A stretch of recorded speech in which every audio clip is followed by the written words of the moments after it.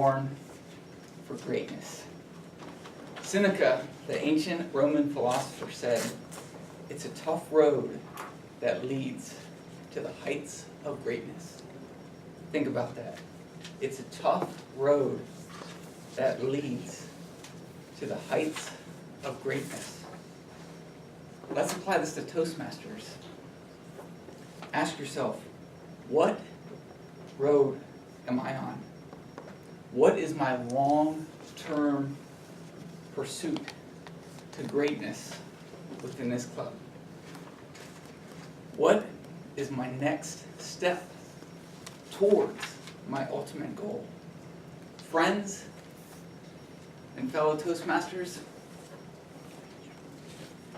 I am living my next goal at this very moment, right in front of your very eyes.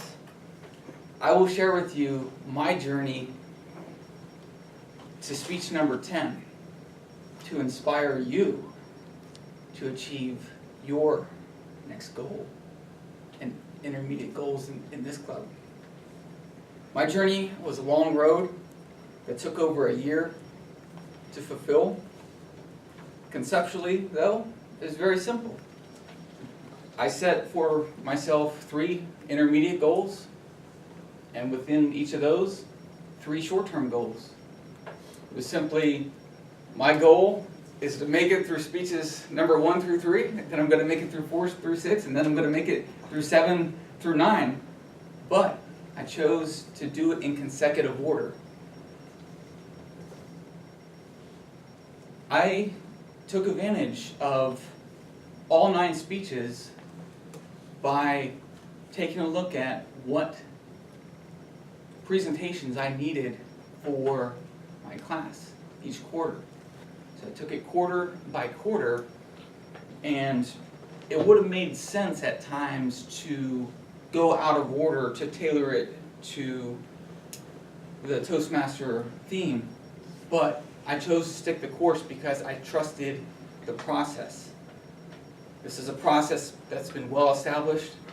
Toastmasters has been around for almost a century in 150 countries, so I trust that it works. But the toughest part for me was simply just getting started, getting out of the gate. I mean, let's face it, I was dragging anchor for months before scheduling speech number 1. By the time it came, I was at the point where I wanted to share, just like Evans just shared. I wanted to share about myself because I felt comfortable. I was amongst my friends. No one had a conspiracy set out against me. And after unthawing from my frozen state during the icebreaker about time, I learned a lot of things, and I'm going to share 3 of the things with you. First, I learned to get organized and get to the point. And one of my favorite phrases from this club is really simple. It's just tell them what you're going to tell them and tell them what you've told them. I don't know why I love that so much, but it's so simple and it really works for evaluations as well. And I've been using it in all my classes since. Second, I learned the importance of nonverbal communication. Before Toastmasters, I'm here sitting in classes, fidgeting with my hands and kind of just doing a number here. And I didn't realize that makes the audience feel uncomfortable. So what I learned to do is, pretend I'm tie my hands to my side.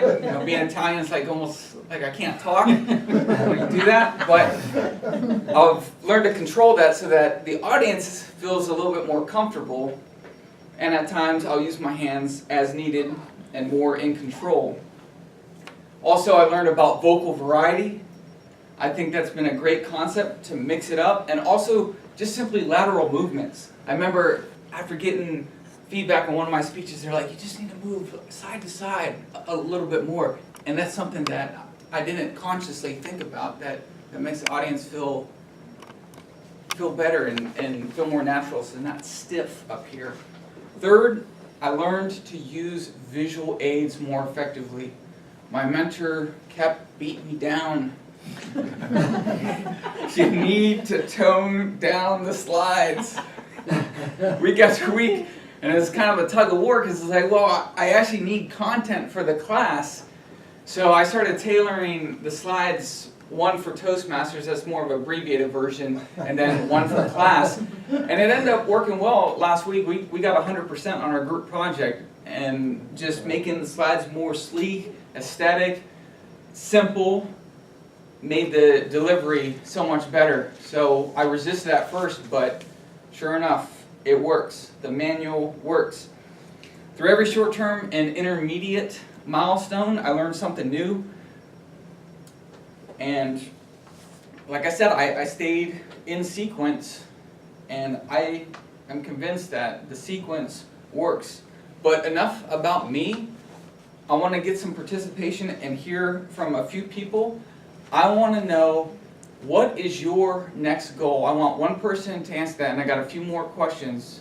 Just real simply, what is your next goal in this club? It could be as simple as next week or in the next couple weeks. Somebody have a really good galvanizing goal? I'd like to complete my competent leadership manual. That's an awesome goal. How about intermediate? Who has a one in the next few months? And this could be a shameless plug to advertise a contest or something coming up. I want to give my last speech so I can be an advanced communicator and an advanced leader bronze. Bronze? Is that bronze? Certainly think you're worthy of that. How about long term? Who has a long term?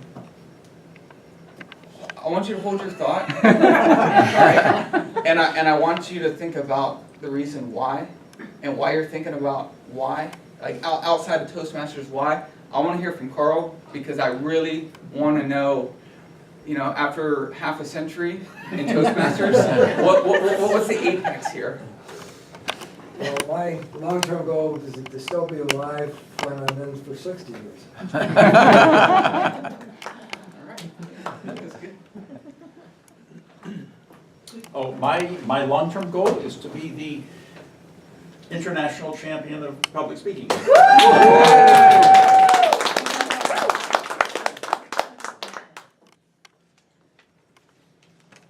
You are on a path to greatness. It's a rough road that leads to the heights of greatness. You were born for greatness. At times there'll be rough roads ahead, but you are ascending up the path, and greatness awaits. Mr. Toastmaster.